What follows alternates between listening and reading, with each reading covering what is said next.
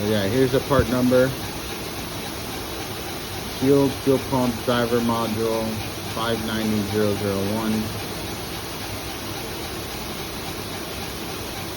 So like I said, if you're having issues with hard starts, long starts, lean codes, definitely look back there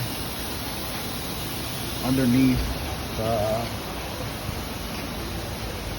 so actually above the tire. Let's see what's up there, the spare tire.